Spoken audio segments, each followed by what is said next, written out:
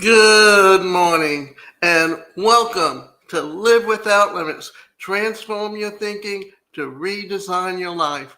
The podcast where we explore the full spectrum of human emotion and learn how to thrive authentically. I'm David Ashinsky, and today we're diving into a topic that's become a buzzword in the mental health discussions: toxic positivity. We'll unpack what it is, why it can be harmful, and most importantly, how to move beyond the pressure to look on the bright side and embrace the whole range of our feelings. If you've ever felt guilty for not being happy enough, this episode is for you. Before we begin, let's define our terms. Toxic positivity is the belief that people should put a positive spin on all experiences, even those that are painful. It insists on cheerfulness and optimism no matter the circumstances. While optimism can be a wonderful resource, imposing it in every situation can silence real emotions and make people feel under pressure to pretend they're okay. So let's explore why. What is toxic positivity? Many of us grow up hearing phrases like, keep smiling, or it could be worse.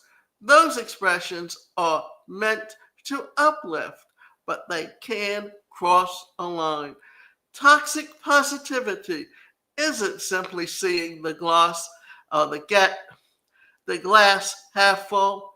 It's the insistence that there's always a silver lining, often at the expense of acknowledging real pain. Researchers describe it as an obsession with positive thinking. This pressure can come from others, friends who tell you to just be grateful after a breakup, or from within when you force yourself to stay upbeat even when grieving. For some people, toxic positivity is self imposed. You present everything in a positive light to appear resilient. For others, it's an external pressure. People may tell you to focus on the positive while you're coping with loss. There are some examples: telling a parent whose child has died to be happy because at least they can have children, insisting that everything happens for a reason after a catastrophe, urging someone to focus only on positives of a devastating loss. These comments might be well intentioned, but they dismiss the in and invalidate real feelings. Remember, we have to feel what we feel. And it's nice to put a positive spin on it, but if you're feeling sad, feel what you feel. Know when you're sad and feel it. Positive thinking can be a powerful tool when it's grounded. Generally, an optimistic outlook helps you cope with stress, improves immunity, and is linked with lower risk or premature death. People who focus on their strengths and practice realistic optimism are more likely to engage in a healthy behavior, feel more satisfied, and enjoy better physical and mental well being. Positive thinking can also help you reframe challenges, see opportunities in setbacks, and cultivate resilience. Positivity, when combined with social support and self sufficiency. However, Positivity becomes counterproductive when it turns into denial. Overly high expectations can lead to disappointment. Research suggests that people with mistaken optimism fare worse than realists because unfulfilled hopes can hurt well being. In some situations, negative moods foster more accurate judgments and better decision making. The extreme form of forced positivity, often called the toxic positivity, demands cheerful outlooks regardless of certain circumstances. This can be silence, negative emotions, demon grief, and pressure people to pretend they are happy. In essence, positive thinking helps when it acknowledges reality and coexists with honest emotions. It hurts when it denies or invalidates genuine feelings. And remember this, there is a place for toxic positivity, but there's also there's an understanding that in many ways being understood and helping yourself deal with things is always a great way to look at how you respond in different situations, to different ways of looking at life. And not only that, it's a matter of helping you to understand. We all have to have a positive outlook on life. But if you're not feeling positive and you have to deal with grief and understand where you're coming from. Don't always try to put a positive spin on something. Just remember, be you. Why it's harmful? Why does this matter? After all, isn't positivity supposed to be good for us? Research suggests that optimism can support mental health when combined with things like social support or social efficiency. But that benefit disappears when positivity becomes a mandate. The toxic positivity silences negative emotions, demeans grief, and pressure that people to pretend to be happy. Rather, instead of feeling sad when you need to feel sad or feel grief when you need to feel grief, you're always trying to put a happy spin on it. But don't do that. Feel who you are at that moment. And it's showing you that there's something inside you that has triggered that sadness. And by recognizing it and dealing with it and understanding where it comes from, because it will pass. And when it does, then you can be where you need to be. And then you can be happy when you need to be happy. Imagine telling someone who's lost their job that at least you'll have more free time. They may feel unheard and ashamed for being upset. Toxic positivity can deter people from seeking support. When we deny sadness, anger, or fear, these feelings don't disappear. They often intensify. One article notes that forcing people to express only positive emotions can stifle communication and make them feel bad for having negative thoughts. It's also important to recognize that positivity doesn't exist in a vacuum. Studies show that positive thinking is most effective when coupled with realistic assessment, coping skills, and social support. Without these, positivity can feel dismissive and isolating. Healthy positivity can be powerful coping tool because it helps you manage stress while acknowledging reality. The Mayo Clinic explains that positive thinking isn't about denying problems. It means approaching unpleasant situations in a more constructive way. Study site by the Mayo show that people who maintain an optimistic outlook experience a range of health benefits, including lower depression and distress, better psychological and physical well being, and better coping skills during hardships.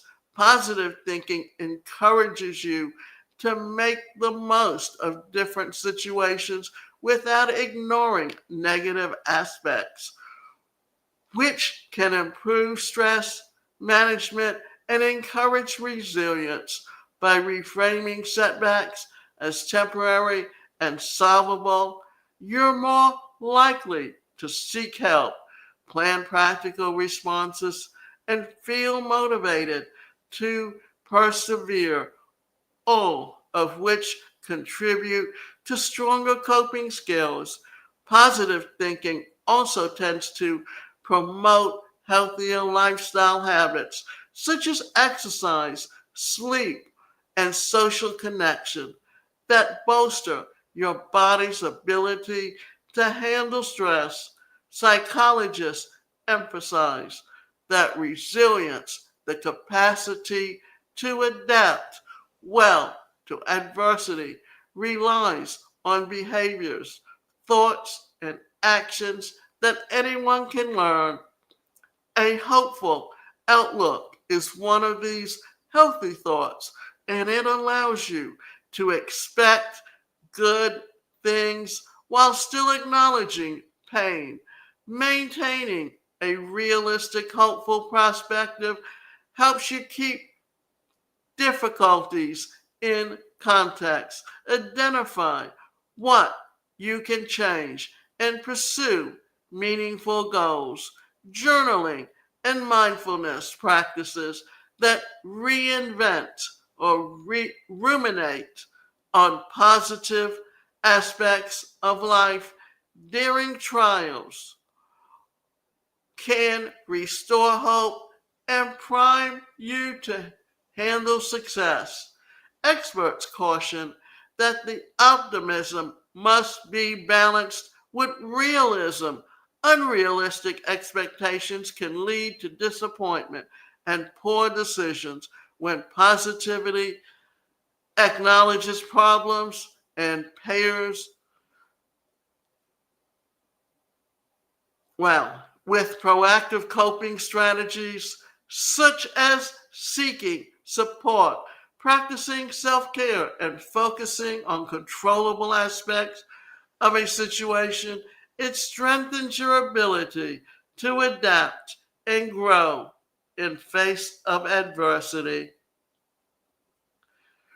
Now we're going to talk about recognizing what toxic positivity is, because we need to put it a good spin on it, but not just a good spin, but realize what it is, recognize it, and understand it has its place, but we cannot use it to mask what we're feeling when we're feeling that. So how do we know when positivity crosses the line?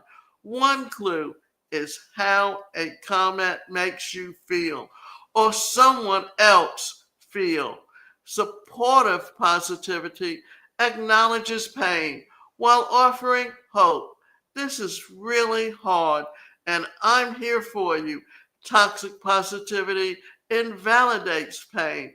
It's not that bad. Just look on the bright side. The difference is empathy. Another sign is the language we use, labeling people who appear cheerful as stronger or more likable can reinforce the notion that showing sadness or anger makes us weak.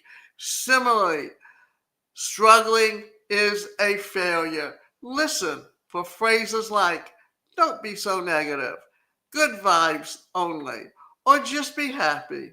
If you catch yourself saying these, ask, am I trying to make someone feel better, or am I uncomfortable with their discomfort? Recognizing these patterns is the first step toward change. Impulsive, explosive reactions. Emotionally immature people often overreact to minor frustrations, cry easily, or throw temper tantrums when they don't get their way. They act impulsively and unpredictably, speak out of turn, and behave in antisocial ways, blaming, denying, and avoidance. Instead of taking responsibility, they blame others for problems, lie to escape uncomfortable conversations, and deny their part in conflicts, in relationships, or professional settings. They avoid discussing issues, become defensive, or storm off rather than calmly working through problems. Name calling and bullying. Name calling and bullying as typical tactics. These individuals may resort to belittling language or schoolyard behavior when frustrated, inability to control impulses, or tolerate delays. They struggle to plan ahead or control urges instead of act on impulse and seek immediate gratification. Reckless behavior and a need to be the center of attention, while WebMD highlights impulsive behavior or demands for attention, such as impacting themselves into conversations or cracking inappropriate jokes, avoiding responsibility, and Peter Pan behavior. WebMD warns that emotionally immature adults may refuse significant responsibilities, such as committed relationships or careers.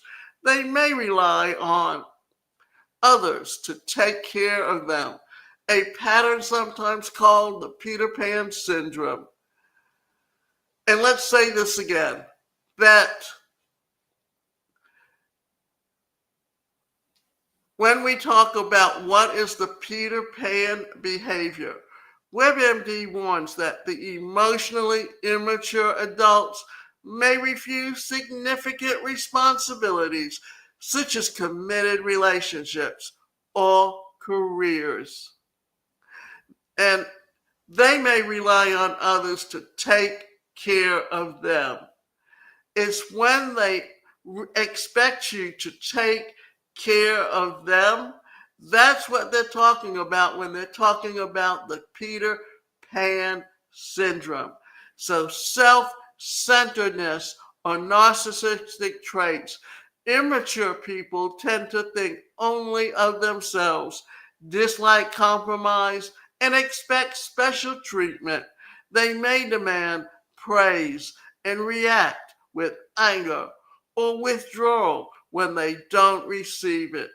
Poor communication and emotional awareness.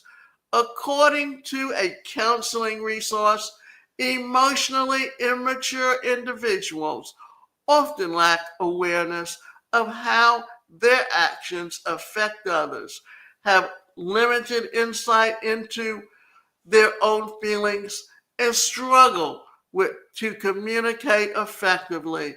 They may shut down, become defensive, or display harmful outbursts, such as name calling or throwing things. Avoidance of accountability. These individuals often make excuses, place blame on others, and refuse to commit to responsibilities at home, work, or school. They may also struggle with emotional intimacy, using distraction, jokes, or deflation to avoid genuine connection. Together, these behaviors illustrate a pattern of reacting without considering the consequences, prioritizing self interest over relationships, and lacking the emotional regulation expected by adults. And many of them struggle to have healthy, good relationships. From the toxic positivity to the emotional authenticity. So, how do we move beyond toxic positivity? Experts offer practical steps. First, recognize negative emotions as a normal part of the human experience. There is nothing wrong with feeling sad, angry, and disappointed. Those emotions carry information about our needs and values. Identify and name what you're feeling. Research shows that putting feelings into words, often called affect labeling, can reduce the intensity of emotional responses. If you can say, I'm frustrated or I'm grieving, you take ownership of these feelings and can address them. Talking with trusted people is another key strategy. Share your emotions, including negative ones, with friends, family, or a therapist. Don't just vent, invite honest conversation. On the flip side, if someone comes to you with pain, encourage them to speak openly. Resist the urge to fix it with a positive platitude. Instead, listen and validate. You might say, that sounds incredibly hard. I'm here with you. It's also helpful to get more comfortable with negative emotions. This might mean sitting with sadness without immediately distracting yourself or allowing yourself to feel anxious without labeling. It is bad. Recognize the intense negative emotions often coincide with the powerful positive emotions, profound grief signals, and deep love. Both deserve space. Let's put these ideas into practice. Here's a few things that you can try this week. Check your self talk. When you catch yourself dismissing your feelings, I shouldn't feel this way. Pause and rephrase. It's okay that I'm feeling upset. It makes sense because, and finish the sentence. And now, what we're doing is we're talking about some practical tips and personal reflections on how to deal with toxic positivity. Offer validation instead of advice.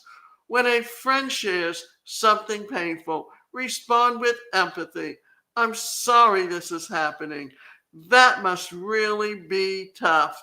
If you want to help them see the positive, wait until they feel heard. Find supportive spaces. Join a support group. Talk to a therapist or connect with friends who are comfortable discussing a range of emotions. Practice gratitude without dismissing difficulty. You can acknowledge what's hard and what you're thankful for. For example, I'm grateful for my friend's support, even though this situation is painful. These practices help build emotional resistance without denying reality. I also want to share a personal story, or I want to invite you to share yours. And what I'm going to do, though, is give you a little bit of a personal story that I can remember many years ago as a young child, growing up with a disability at a time when there were few laws that guaranteed people with disabilities right to an education or employment. And I was in school.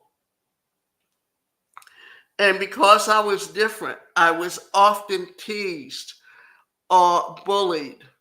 And I would come home and cry because I was upset. Instead of my mother hugging me and telling me she loved me, what would she say to me?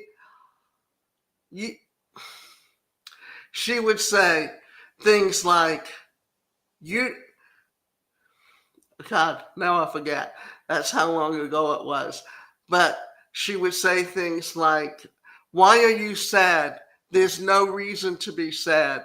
Well, I did have a reason to be sad. I needed to be hugged. I needed to be loved. I needed to be shown that I was loved and accepted for who I was. But my mother was incapable of showing affection.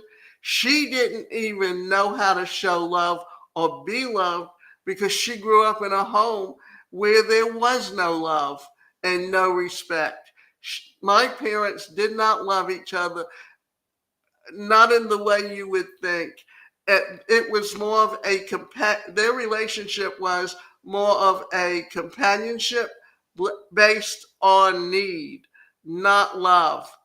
And often we need to understand where we're coming from, how our past experiences affect who we are today, and how we can take those experiences and feel what we feel while we're feeling it. But then as we come out of it, understand how to be able also to pat yourself on the back and take care of you, because only you know what you're truly feeling. And remember, as we wrap it up, remember this: positivity isn't inherently bad. It becomes toxic when it invalidates genuine emotions or pressures us to ignore pain. True well-being involves holding space for joy and sorrow, help and disappointment. By recognizing and naming our feelings, stalking openly with trusted people, and resisting the urge to fix relationships with others and ourselves. So, thank you for joining me today on Live Without Limits. Transform your thinking to redesign your life. If you found this episode helpful, please share it with someone who might benefit. For resources or emotional wellness, check the show notes. And if you're struggling, know that seeking help is a sign of strength. And until next time, I want to take this opportunity to thank you. But I also want to talk about, for a minute or two, some examples of toxic relationship positivity, because it can be hurtful. And knowing what to do also helps you to deal with it in a way that can put you into a healthy relationship, because this is all what it's about. Toxic positivity is thinking that you have a healthy relationship with someone when it is not healthy. And often people don't want to see you sad because they don't know how to deal with it, because they don't know how to deal with their own sadness. So until next week.